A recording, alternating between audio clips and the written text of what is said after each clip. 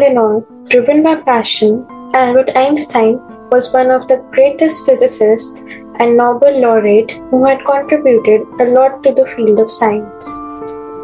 This is where our chapter ends. Now, I know this chapter was a lot of facts and rote learning for you all, but I have something that might make it fun for you. Do you want to know what I'm talking about? Yes! Well, a friend of mine is the great-granddaughter of Albert Einstein. We are quite close, and she would love to meet you all. Oh my gosh, Stephanie, it's been so long. I see you brought the kids along. Yes, it's been way too long. These children here were very excited to meet you. Oh, how foolish of me. Please come in. Ma'am, is it true that you are the great-granddaughter of Albert Einstein? Yes, sweetheart, I am. Would you like to know more about him? I presume that's why you all are here.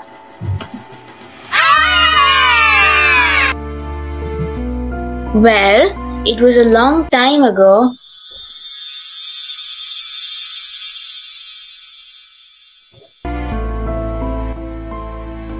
Albert Einstein was known for more than his theory of relativity and energy formula. He was one of the most famous and influential philosophers of his times. In 1914, Einstein resisted the national hysteria when Germans participated in World War I. This was not very surprising since he was a pacifist. A pacifist is a person who feels war and violence are wrong and any conflicts should be dealt and handled with peace.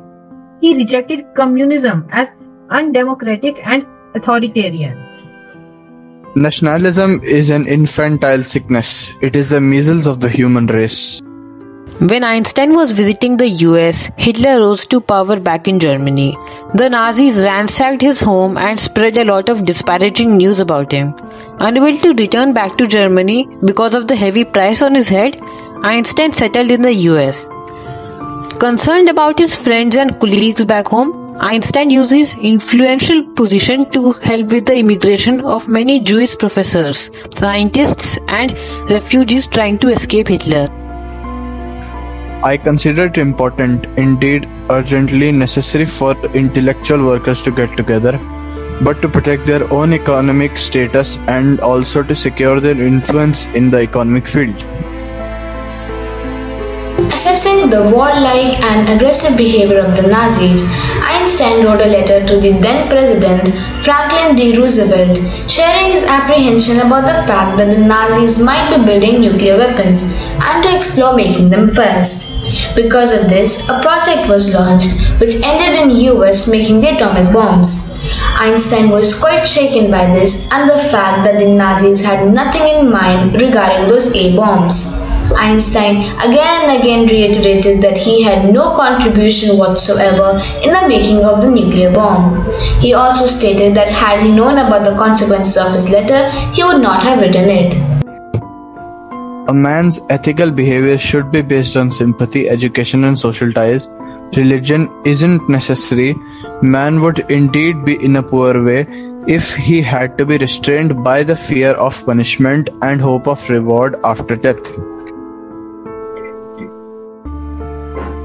As you all saw, Einstein worked a lot to promote human rights. He did not believe in a specific God or in afterlife, and hence felt the need to accomplish whatever he wanted in this life only. He was one of the most famous, respected, and influential humanists who have ever lived, and the world couldn't have been more grateful.